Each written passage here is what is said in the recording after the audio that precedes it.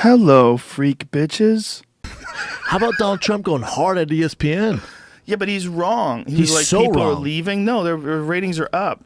Like, that's so crazy.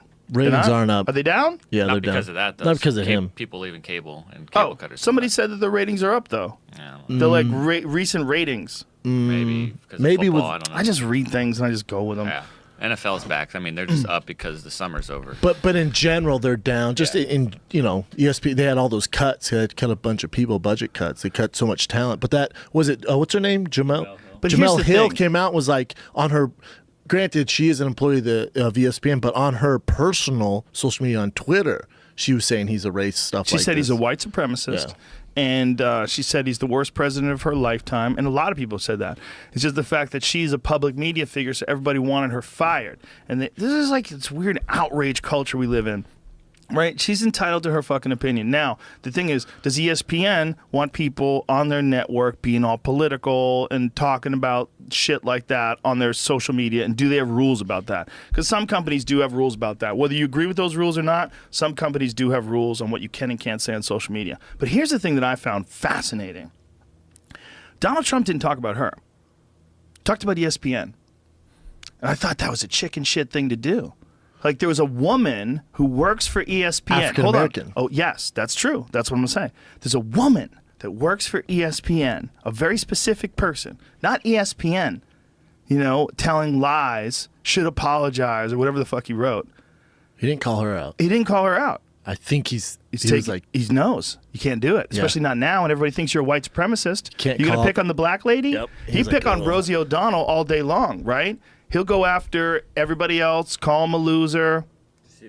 The girl in Miss America in her little speech slammed him too. She would said a whole bunch of shit about him, and Did you see this, apparently Joe? no one's really Who's the getting. host? Is that Kirk Cameron? Looks I like don't Kirk know. Cameron. that's homeboy from Survivor.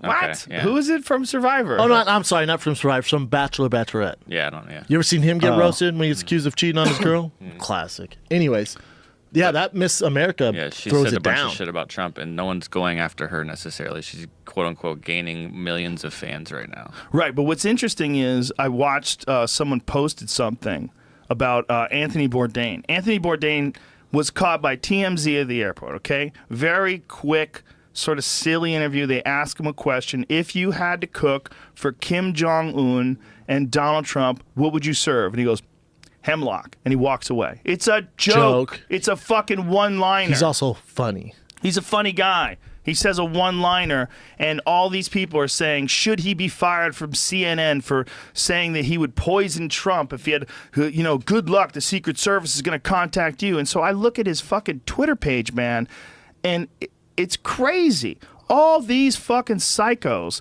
are telling the Secret Service they should investigate at CNN. God. Are you going to fire him like you fired Reza Aslan? What's wrong with people, man? Outrage culture. People are getting excited about things being outrageous. Instead of just going, what the fuck? This weed has got me coughing. Instead of just looking at it and going, well, I don't agree with that. Fuck that guy. Or going, well, that was obviously a joke, which is like the normal person would do. It affects you not at all. Do you really think that Anthony Bourdain wants to fucking poison Donald Trump And they should Kim lose their Jong-un? jobs? Exactly. Like Jemele Hill, she's amazing, by the way. She's a beast on ESPN. Outrage culture. People just decide they can try to affect something, and then things start getting ramped up. The momentum kicks in. All these other people jump on board, and they get excited about being a part of a group that wants to get Anthony Bourdain kicked off the air. Because they want some sort of weird direction. They think they're important enough where they can get these people fired, and they think if they get together enough, they're going to have the power to affect that person's and they life. can even believe they're right. Bunch of But they're- bitches, right? And I kept seeing, threatening the life of POTUS. I kept seeing Wow, POTUS fuck off. you guys, what are you talking about? The king? You guys are out of your mind. This is a person with a terrible job. This ain't Game of Thrones. Donald Trump is a person with a job that no one wants. Okay, that's what he is. He doesn't Is he doing want a good job at it? No. But is anybody doing a good job at it? No.